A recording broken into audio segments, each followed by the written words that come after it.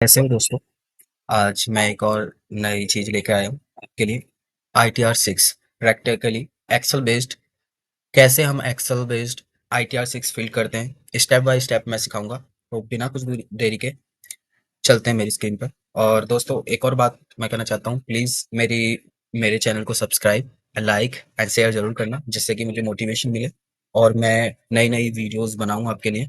और कमेंट करके ज़रूर बताइएगा नेक्स्ट टॉपिक मैं क्या लूं, जिस जो आपके लिए वीडियो बनाऊं। तो चलिए स्टार्ट करते हैं। तो इनकम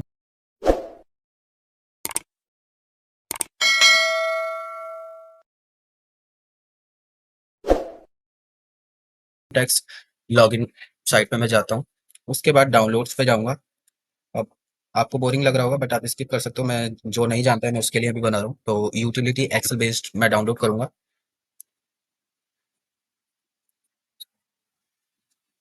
तो ये मेरे डाउनलोड हो गई है।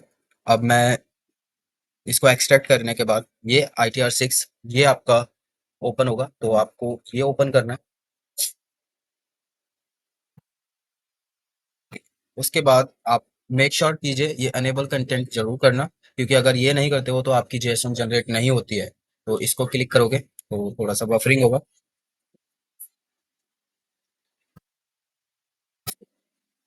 जैसे ही बफरिंग होता है इसका इंटरफेस ऐसा होता है।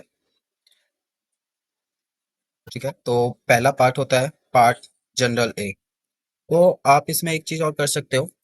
आप इनकम टैक्स साइट पर जाइए और जिस क्लाइंट की आप रिटर्न फाइल कर रहे हो उसका प्रीफिल डेटा आप इंपोर्ट यहाँ से कर सकते हो। तो वो मैं बाद में बताऊंगा, अभी बेसिक चीजें मैं बता देता हूँ कहाँ पर क्या फिल करते हैं, किस क्या क्या डिटेल्स डालते हैं।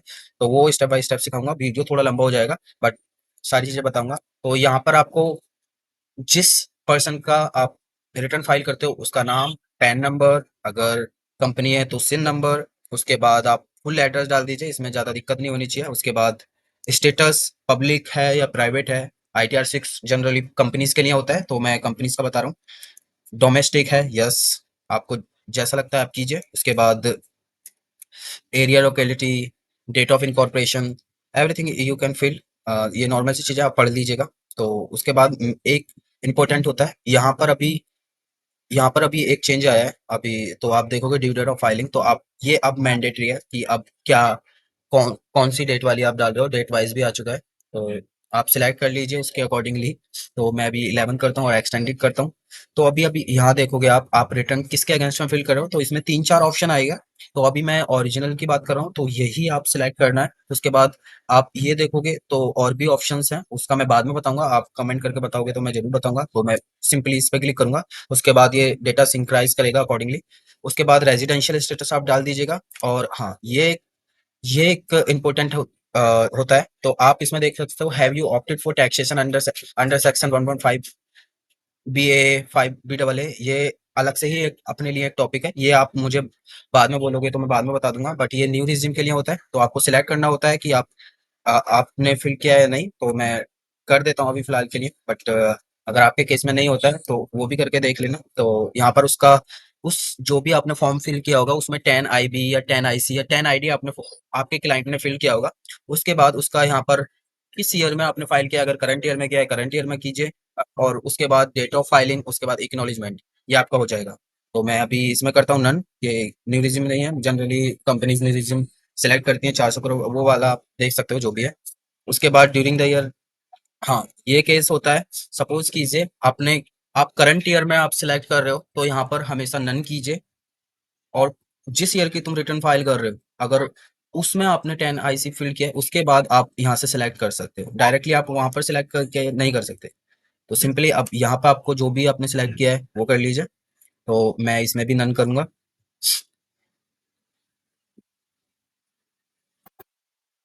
के बाद ये एक ऑप्शन होता है, वेदर टोटल टर्नओवर और gross receipt in previous year 21-22 exceed 400 crore. तो आप अपने अकॉर्डिंग देख लीजिएगा। तो मेरे अकॉर्डिंग अभी मैं करता हूँ यस।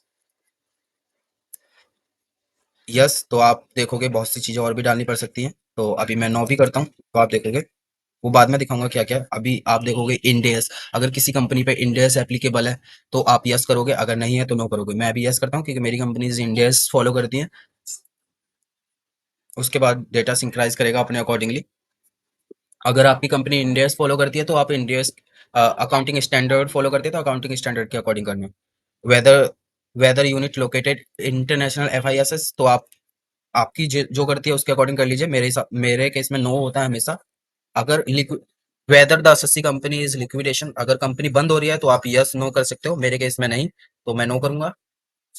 उसके बाद ये डिटेल्स मांगता है whether are you an FII और FPI, तो आप पढ़ सकते हो फॉरेन इंस्टीट्यूशन इन्वेस्टर हो या नहीं हो, जनरली नहीं हो, मेरे केस में नहीं है तो मैं नो करूंगा। और मोस्टली ये अगर बाहर की कंपनीज होती हैं तो उनमें ये मोस्टली होता है, जो सिंगापुर या बाहर की कंपनी होती हैं वो ज़्यादा FII होती हैं। इंडियन कंपनी तो मोस्टली मैंने देखा ही नहीं अभी तक। तो whether the company is defined under section this, no, आपके अकॉर्डिंग होता है तो आप कर लीजिए।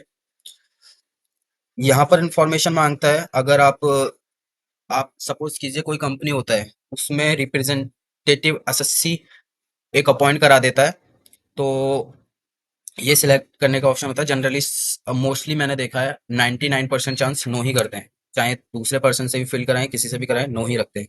Are you recognize DPI, no. उसके बाद यहाँ पर ये होता है, अगर आपका रिफंड 50 करोड़ से एक्सीड करता है तो आपको यहाँ पर डिटेल्स डालनी पड़ती हैं, बट मेरे केस में नहीं होता है। तो अगर आपके केस में है तो लिम नंबर और वैलिडेट, ये गवर्नमेंट के थ्रू जो भी है लीगल लीगल एंटिटी आइडेंटिफिकेशन मिलता है आपको, वो आप कर सकते हो। वेदर आर यू MSME, तो MSME आप हो तो नो। उसके बाद यहाँ पे आओगे तो यहाँ पे बोलता है whether are you whether whether liable to maintain accounts as per 44A। 44A में जनरली एक सेक्शन ही है, तो मैं आप कहोगे तो अभी बता देता हूँ, तो ठीक है मैं चलता हूँ। सेक्शन निकाल लिया 44AA, तो आप डायरेक्टली पढ़ सकते हो, जो भी अकाउंट्स मेंटेन करता है, जो भी ये सब चीज़ें करता है, तो every person carrying a business not refer this, जो भी ये रेफर करता है। तो इसके बाद आप पढ़ोगे, जो बिजनेस और प्रोफेशन की इनकम एक्सीड करती है 20,000 रुपीज, उसके लिए मैंडेटरी होता है अकाउंट्स मेंटेन करना and sales turnover receipts exceed 1 lakh rupees immediately preceding year, जो लास्ट ईयर में होता है, उसमें अगर 1 लाख से ज्यादा ग्रॉस रिसिप्ट्स होती है तो उसके केस में 1 लाख देखा जाएगा। और एक और चीज, किसी के फाइनेंशियल पढ़ोगे तो किसी किसी के फाइनेंशियल में होता है बिजनेस इनकम और अदर इनकम, तो इसमें बिजनेस इनकम देखी जाएगी ना कि other income. Other income respective कुछ भी हो, बट आपको बिजनेस इनकम देखना है। अगर बिजनेस इनकम 50 लाख से एक्सिट करता है 1 लाख 1000 रुपीज से, तो आपको यस करना पड़ेगा और मैंडेटरी हो जाएगा आपके लिए अकाउंट्स मेंटेन करना। और आपकी टर्नओवर एक्सीड करती है 1 lakh rupees in immediately preceding, तब भी आपको मेंटेन करना पड़ सकता है। तो चलिए फिर से चलता हूँ स्क्रीन पर। उसके बाद जनरली सभी केसेस पे यस ही होता है, तो यस कर लीजिए। अगर आपके केस में नो है तो नो कर लीजिए। उसके बाद are you are declaring income, presumptive income के बारे में बोलता है, नहीं।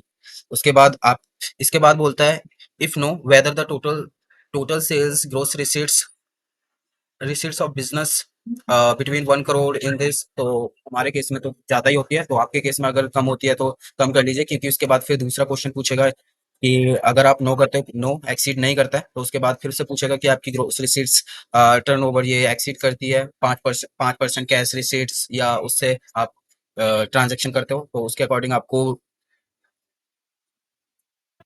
ऑडिट की डिटेल्स फिल करने के लिए बोलेगा। तो मेरे केस में यस है तो मैं यस करूंगा। उसके बाद सॉरी मैं नो करूंगा, एक्सीड करता है। अगर यस करता है कि उससे फॉल ही नहीं करता तो आप नो कीजिए। उसके बाद आर यू लायबल, मैंडेटरी कर दिया इसने, यस। उसके बाद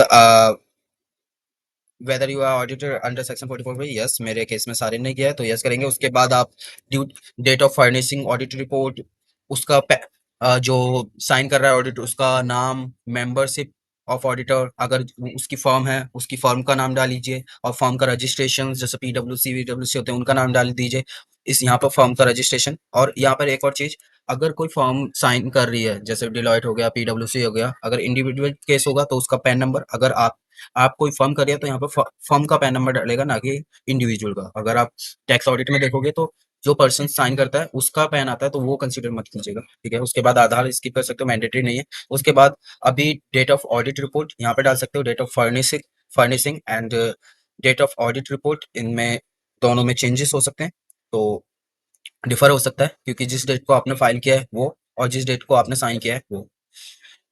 ठीक है। उसके बाद एक्नॉलेजमेंट नंबर उस पर अब जनरेट होता है, वो अभी न्यू चेंज आया है, यूडीआई नंबर अब जनरेट होता है, जनरली क्लाइंट ही प्रोवाइड करता है। अगर आपके ऑडिट रिपोर्ट में है तो आप ऑडिट रिपोर्ट से भी डाल सकते हो। उसके बाद वेदर आर यू 92 ई, हमारे केस में 92 ई होता है क्योंकि रिलेटेड पार्टी से ट्रांजेक्शन होते हैं। रिलेटेड पार्टी मतलब फॉरेन, अगर कोई भी foreign company share holding hold करती है हमारी इंडियन कंपनी में, तो उसकी डिटेल्स हम डालते हैं अगर उनके बीच में कोई ट्रांजेक्शन होती है।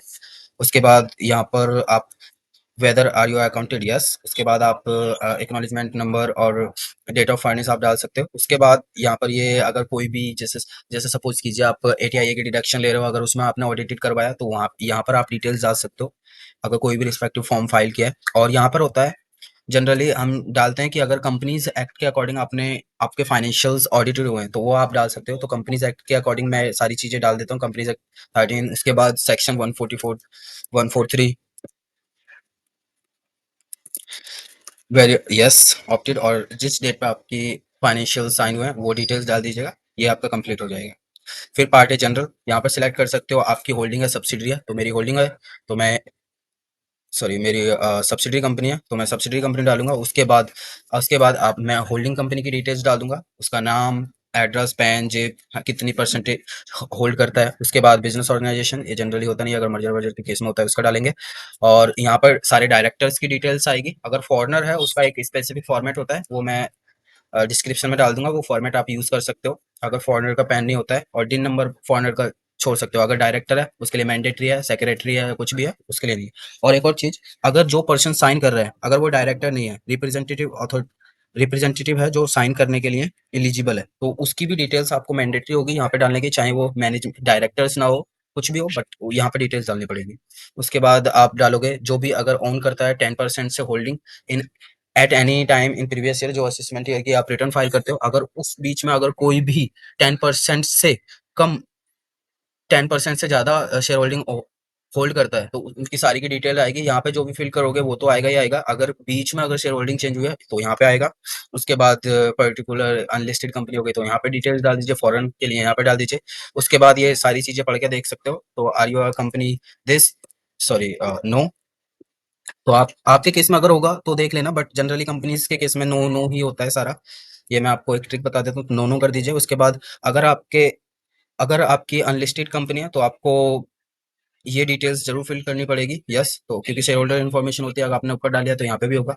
नेचर ऑफ बिजनेस, आपका बिजनेस कोड आप टार, अगर आप पे एप्लीकेबल तो टार, वरना क्लाइंट बताएगा। और आप जीएसटी रजिस्ट्रेशन से देख सकते हो ट्रेड नेम में जिस कंपनी की तुम रिटर्न फाइल कर रहे हो। उसके बाद मैंने ये अकाउंटिंग स्टैंडर्ड जो फॉलो करती है उसके लिए सारी डिटेल्स खुल जाती हैं। यहाँ तक आप देखोगे, अभी मैंने इंडियाज पे क्लिक किया था तो आप ये यहाँ पे बैलेंस शीट सारी फिल कर दीजिए। उसके बाद आप देखोगे मैन्युफैक्चरिंग की डिटेल्स यहाँ पे फिल करोगे। पार्ट ए जनरल आप यहाँ कर दीजिए, जो भी आपकी ट्रेडिंग करती है, जो ग्रॉस रिसीट्स दिखाती है आपके बिजनेस इनकम, अदर जो भी आप बिजनेस रिलेटेड इनकम होती है वो यहाँ पे करोगे। और जो भी डायरेक्ट एक्सपेंसेस होते हैं यहाँ पे फिल कर सकते हो, यहाँ पे जो भी डिटेल्स जिस रिस्पेक्टिव हेड में जा रही है आप डाल सकते हो। उसके बाद आप प्रॉफिट एंड लॉस अकाउंट, सारी अदर इनकम और इनडायरेक्ट एक्सपेंसेस सारे यहाँ पे आप देख सकते हैं। जो रिस्पेक्टिव हेड में होगा वो रिस्पेक्टिव हेड में, अगर आप पे रिस्पेक्टिव हेड नहीं है तो यहाँ पर जो अदर एक्सपेंसेस है यहाँ पे क्लिक कर सकते हैं। उसके बाद पार्ट पार्ट ओ आई, तो मर्चेंडाइज ही होता है, अगर कैश मर्चेंडाइज होता है तो वो आप देख सकते हो। उसके बाद यहाँ पर सिलेक्ट कर सकते हो raw material market to market. अगर कोई भी मैन्युफैक्चरिंग कंपनी है तो उसके केस में यस नो आप देख सकते हो, बट हमारे केस में कोई भी मैन्युफैक्चरिंग कंपनी नहीं है तो मैं वन वन ही करूंगा, तो आप अपने अकॉर्डिंग देख सकते हो, ठीक है। उसके बाद जो भी आप अगर आपके पास टार है तो टार है, अगर आपने प्रीफिल इंपोर्ट किया है तो ये सारी डिटेल्स आपकी ऑटो फीच कर लेगा। सम डिटेल्स आपको वेरीफाई करनी पड़ेगी विथ योर कंप्यूटेशन, अगर आपने कंप्यूटेशन बनाई है तो स्टेप बाय स्टेप आप देख सकते हो, जिसमें 36 से रिलेटेड कोई भी डिसअलाउंसेस होती है वो यहाँ पे आएगी, आप एक एक हेड में पढ़ सकते हो और टार से भी आप वेरीफाई कर सकते हो। उसके बाद जो आपने कंप्यूटेशन बेस बनाई है, और अगर आपका 30% से रिलेटेड कोई जो एक्सपेंस था जिसपे टीडीएस कटना था, अगर उसमें आपने टीडीएस नहीं काटा यहाँ पे डिसअलाउंस होगी उसकी। अगर आपने काट दोबारा काट रहे हैं तो आप यहाँ पे डिटेल्स डाल सकते हो। 43 बी अदर एक्सपेंसेस, ठीक है। आप क्वांटिटेटिव डिटेल्स, अगर कोई मैन्युफैक्चरिंग है उसके लिए यहाँ पे मैंडेटरी हो जाता है, बट मेरे केस में कोई भी नहीं है। आप पार्ट वाई हाउस प्रॉपर्टी अगर इनकम है किसी की तो हाउस प्रॉपर्टी की आप यहाँ पे डिटेल्स डाल सकते हो। तो अगर कोई भी आपके अभी ये नया हेड आया है लास्ट ईयर से ही, तो income from transfer of virtual digital assets अगर कोई हेल्ड करती है तो यहाँ पे डिटेल्स डाल सकते हो। तो अभी हेड आता है आपका शेड्यूल बीपी, तो यहाँ पर आप कंपटीशन देखोगे, जो पार्ट ओआई में नहीं आएगा वो सारी चीजें यहाँ पे आएगी। तो यहाँ पर आप देखोगे पीएनएल, जो भी आपके आपके बैलेंस शीट में जो भी इनकम आ रही है वो आप यहाँ यहाँ पे डाल सकते हो कि कैपिटल गेन की। वैसे तो ऑटो फीच नहीं करेगा, बट आपको डालनी पड़ेगी अगर हाउस प्रॉपर्टी की है यहाँ पे, अगर कैपिटल गेन की इनकम आती है यहाँ पे, और अगर आपकी डिविडेंड की इनकम आती है तो यहाँ पर, अगर अदर देन डिविडेंड तो सारी यहाँ पे डाल सकते हो। उसके बाद आपका अगर डेप्रिसिएशन शेड्यूल एप्लीकेबल है तो डेप्रिसिएशन में आप एक बार क्रॉस वेरीफाई कीजिए टार से, क्योंकि कुछ कुछ ब्लॉक में वो गलत उठा लेता है जो भी आप डेप्रिसिएशन क्लेम करते हो, तो वो वेरीफाई जरूर करना। मैं तो यही बोलूंगा, आपको एक बार वेरीफाई जरूर करना है आपकी कंप्यूटेशन से। उसके बाद ये सारी चीजें आप देख सकोगे। और जो आपकी और बिजनेस इनकम आएगी आप यहाँ पे चेक कर सकते हो। यहाँ पे आपकी बिजनेस इनकम आ जाएगी कि आपकी एक्चुअल में बिजनेस इनकम कितनी आई है, तो यहाँ पे आप देख सकते हो। उसके बाद डेप्रिसिएशन शेड्यूल मैंने अभी दिखाया, आप टार से वेरीफाई कर सकते हो। अगर आपका टार नहीं है तो आपको मैनुअली आपने कंपटीशन फिल की होगी, 15%, 30%, 40% ब्लॉक वाइज आप डाल सकते हो डिटेल्स। ये फ्रीज होता है, ये जनरली कुछ नहीं होता इसमें। उसके बाद ईसीआर, इसमें अगर कोई एक्सपेंडिचर इनकर्ड किया है साइंटिफिक रिसर्च पे, तो आप यहाँ डिटेल्स डाल सकते हो। मेरे केस में कोई नहीं है। कैपिटल गेन एक इसमें आता है कि अगर आपकी जितने भी शेयर्स हैं आप कैपिटल गेन की इनकम यहाँ पे डाल सकते हो। बट एक चीज होता है, अगर आपकी इनकम आ रही है तो आपको बाइफरकेट करना पड़ेगा नीचे यहाँ पर। वो ऑटो आपको दिखा देगा किस साइड में आपने किया है, तो उसके अकॉर्डिंग आप बाइफरकेट कर सकते हो कि 15 पंद्रह तारीख और 6 मंथ से जून से पहले आपकी कोई इनकम आई है तो यहाँ पे, और 16 जून से अगर 15 सितंबर तक आई है तो यहाँ पर, तो आप उसके अकॉर्डिंग देख सकते हो। ये डेट दिखाता है, ये मंथ दिखाता है, तो मैं बता देता हूँ ये सब चीजें। उसके बाद कोई भी कैपिटल गेन होता है 112A की, तो यहाँ पे डिटेल्स डाल सकते हो। जो भी शेयर्स आपने खरीदे बेचे हैं तो यहाँ पे आप डिटेल्स डाल सकते हो उसकी, जो भी कैपिटल गेन आया है। उसके बाद 115AD नॉन रेजिडेंट के केस में होता है, अगर आप सेल ऑफ इक्विटी करते हो, बट हमारे केस में ऐसा कुछ नहीं है। और अदर सोर्स का हेड आ गया, तो यहाँ पे अदर सोर्स की जो भी आपने कॉम्पिटिशन बनाई होगी, अदर सोर्स की इनकम भी आपने उसमें कंसीडर की होगी, तो आप उसके अकॉर्डिंग आप सारी डिटेल डाल दीजिए। और इसमें भी एक और चीज होता है, इसमें भी होता है कि आपको 15/6 से पहले जो भी इनकम आई है इसमें भी बाइफरकेट करना पड़ता है अगर आपकी इनकम है तो। उसके बाद सीएफएल, ये ऑटो आता है, जितनी भी आपकी इनकम होती है उसके अकॉर्डिंग वो सारी एडजस्ट कर देता है। हाउस प्रॉपर्टी की कितनी हुई, क्या हुआ, कितना आपकी इनकम बनी, कितना लॉस बना, वो सारी चीजें आपको दिखा देता है यहाँ पे सीएफएल। आपका अगर कैरी फॉरवर्ड लॉस आ रहा है पास्ट ईयर से, तो आप यहाँ से डाल सकते हो। ये होगा 2010-11 से ही डाल सकते हो, क्योंकि 8 साल तक ही आप कैरी फॉरवर्ड कर सकते हो। तो आप पढ़ लीजिए एक बार प्रोविजंस।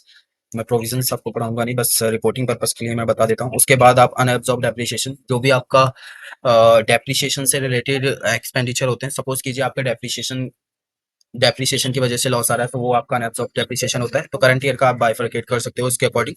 और फिर आ गया आईसीडीएस एडजस्टमेंट। ये आईसीडीएस एडजस्टमेंट होती है, जो बहुत बड़ा टॉपिक है, बट ये अगर आपके पास टार एप्लीकेबल है तो ये टार से अपना आ जाता है। तो इसमें 10 आईसीडीएस होती हैं, तो वो आप पढ़ोगे तो आप सीख लोगे। 10 अगर कोई 10 AA से रिलेटेड है तो वो आप स्पेशल इकोनॉमिक जोन का देख सकते हो। एटीजी की अगर कोई डिडक्शन ले रहा है वो आप देख सकते हो, इसमें सारा क्राइटेरिया है। अगर 100% है विदाउट क्वालिफाइंग तो आप यहाँ डिटेल्स कीजिए। अगर 50% विदाउट क्वालिफाइंग लिमिट है तो आप ये कर सकते हो, 100% ये कर सकते हो, 50% ये कर सकते हो। ठीक है, ATGGA, तो यहाँ पे डिटेल्स डाल सकते हो। Donation of scientific research on rural development, तो उसके अकॉर्डिंग आप डाल सकते हो। उसके बाद ATIA की ये सब चीज़ें कर सकते हो। और ATAC की इसमें डिटेल्स डाल सकते हो। जनरली ये केसेस बहुत रेयर चांसेस होते हैं, जो डिडक्शन रिस्पेक्ट ऑफशोर बैंकिंग ये होता है। चैप्टर 6, अगर डिडक्शन कोई भी मिल रही है तो आप यहाँ डाल सकते हो। SI स्पेशल इनकम अगर कोई होती है तो आप ये डाल सकते हो। जनरली ये हमारे इंडियन कंपनीज में नहीं होती है, फॉरेन कंपनीज होती हैं तो उनके केस में होता है। इफ और ये होता है इंफॉर्मेशन रिगार्डिंग इन्वेस्टमेंट इन इंटर कंट्री, तो आप यहाँ डाल सकते हो। EL schedule, EL exempt income होती है तो आप इसके अकॉर्डिंग डाल सकते हो। जनरली हमारे केस में एग्जाम्प्ट इनकम बहुत कम होती है, तो आप इंडियन कंपनीज में, फॉरेन कंपनीज में होती हैं जो DTAA या इनका बेनिफिट्स होता है तो वो यहाँ पे डालते हैं। तो PI ये आप देख सकते हो, इन्वेस्टमेंट किया है 115 UA में, या ये किया है, तो आप ये डिटेल डाल दो। उसके बाद मैट के प्रोविजंस होते हैं। अगर कोई भी कंपनी अगर न्यू रिज्यूम है तो उसके लिए मैट तो एप्लीकेबल नहीं होगा। अगर ओल्ड रिज्यूम है उसमें मैट होगा, तो मैट के प्रोविजंस अलग हैं। अगर कोई भी डिडक्शन एडिशन कर रहे हो तो यहाँ पर, अगर कोई एडिशन का और कोई डिडक्शन कर रहे हो यहाँ पे कर दीजिए। उसके बाद जो भी ओसीआई जो भी है वो यहाँ पे कर सकते हैं। मैट क्रेडिट मिलता है, इसके बारे में आप यहाँ डिटेल्स डाल दीजिए। उसके बाद बीपीएस, जो भी distribution income domestic, buyback of shares, यहाँ पे डिटेल डालोगे। और शेड्यूल्स, फेयर मार्केट वैल्यू जो भी है, वन सेक्शन 130, ये यहाँ पे डाल दीजिए। उसके बाद एफएसआई, जो foreign outside Indian and tax relief होते हैं, जो फॉर्म 761 या इसे फिल करके वो टैक्स क्रेडिट लेते हैं। अगर बाहर कोई कटती है वो DT का होता है। उसके बाद आप देखोगे TRA होता है, इसमें आप डिटेल्स रखते हो। और शेयर होल्डर इन्फॉर्मेशन मैंने बताया था, जो वहाँ पे डिटेल्स बोलता था, तो वो यहाँ पे आपको नो करके तब डिटेल्स डालनी पड़ेगी। तो सारे डिटेल्स आपको मिल जाएंगे। तो ये स्टेप बाय स्टेप मैं नहीं बता रहा, क्योंकि टाइम मेरे पास नहीं है, वीडियो भी बहुत लंबा बन रहा है। तो शेयर होल्डर इन्फॉर्मेशन यहाँ पे डाल दीजिए। अगर कोई भी शेयर होल्डिंग चेंज हुई है तो यहाँ पे डिटेल्स आएगी उसकी। ठीक है। उसके बाद एएल शेड्यूल में आप एआई शेड्यूल में अगर आप करोगे यस इट्स मैंडेटरी, तो आप कर सकते हो। उसके बाद जो भी बिल्डिंग हेल्ड कर रहा है यहाँ पे आएगी, जो भी रेजिडेंशियल हाउस कर रहा है यहाँ पे, जो भी लिस्टेड इक्विटीज यहाँ पर आप दिखाओगे, और अनलिस्टेड इक्विटी शेयर्स, और अगर कोई म्यूचुअल फंड्स होते हैं वो यहाँ पर दिखाओगे। कोई कैपिटल कंट्रीब्यूशंस ये यहाँ पे दिखाओगे। अगर कोई लोन्स एंड एडवांसेस होता है, अगर सपोज कीजिए अगर उस पर इंटरेस्ट नहीं है तो नहीं दिखाएंगे, अगर इंटरेस्ट बेयरिंग है तो आपको दिखाना पड़ेगा। उसके बाद कोई भी डिटेल्स, मोटर व्हीकल एयरक्राफ्ट अगर वो हेल्प करता है तो आपको यहाँ पे दिखाना पड़ेगा। कोई भी ज्वेलरी व्वेलरी करता है ये भी दिखाना पड़ेगा। एडवांसेस से रिलेटेड सिर्फ वही जिस पर इंटरेस्ट बेरिंग होगा वही डिटेल्स आपको डालनी पड़ेगी। उसके बाद AL2 वो हो जाएगा। जीएसटी नंबर डाल दोगे। ये AIS और TIS से भी डाल सकते हो, जो क्लाइंट देता है उसके अकॉर्डिंग भी जीएसटी नंबर, अमाउंट कितना होता है ड्रॉ कर सकते हो उसके अकॉर्डिंग। और उसके बाद FT, अगर किसी एंटिटी पर ऑडिट एप्लीकेबल नहीं है तो यहाँ पर डिटेल्स डालनी पड़ेगी। हमारे केस में ऑडिट एप्लीकेबल है तो हम डाल रहे हैं। उसके बाद पार्ट यहाँ पर जितनी भी आपने इनकम कर दी होगी, उसके बाद यहाँ पर वैलिड कैलकुलेट टैक्स करोगे तो सारी आपकी इनकम कैलकुलेट टैक्स कर देगा। तो यहाँ पे डिटेल्स डाल के आप जो भी इनकम आपकी आ रही है, जो भी रिफंड आ रहा है वो यहाँ देख सकते हो। और यहाँ पर आपने अगर कोई भी टैक्स पे किया है उसकी सारी डिटेल्स आ जाएगी। आपने एडवांस टैक्स पे किया है, सेल्फ असेसमेंट टैक्स पे किया है, उसके बाद जो भी आपने TDS TCS की डिटेल्स है वो यहाँ पर डालनी पड़ेगी। जो TCS होता है यहाँ पर, और जो भी आपका TDS कटा हुआ है, फॉर्म 16 इशू किया है तो यहाँ पर डिटेल आएगी। अगर 16B CC किया है तो यहाँ पर डालेगी। और जो पर्सन आपका साइन कर रहा है उसकी डिटेल्स आ जाएगी। मैंने अभी स्टार्टिंग में बताया था, जो पर्सन साइन कर रहा है उसकी डिटेल्स मैनेजमेंट इंफॉर्मेशन में जरूर जाएगी, वो मैंडेटरी है। अगर आप ये फिल नहीं करते हो तो आपका फॉर्म जेसॉन जनरेट नहीं होगा। और मैं सारी डिटेल्स फिल करके आपको दिखाऊंगा कि मैंने क्या किया है। फिल कर लिया, उसके बाद सारी डिटेल्स मैंने फिल कर दी है। और फिर आपको कैलकुलेट टैक्स पे क्लिक करना पड़ेगा। बट अभी इसमें, हाँ, ठीक है, ये कोई एरर नहीं होता है। ये क्लिक कीजिए, ये आपकी डिटेल्स सारी, कैलकुलेशन सारी, आपका टैक्स रिफंड सारी चीज़ें आपको दिखा जाएगा। उसके बाद आप जेसॉन जनरेट करोगे तो आपका जेसॉन जनरेट हो जाएगा। कुछ टाइम लगेगा, बफरिंग होगा, सब चीज़ कैलकुलेशन करेगा, उसके बाद आपका जेसॉन जनरेट हो जाएगा जहाँ पर भी ये रखा है। तो thank you for watching my video.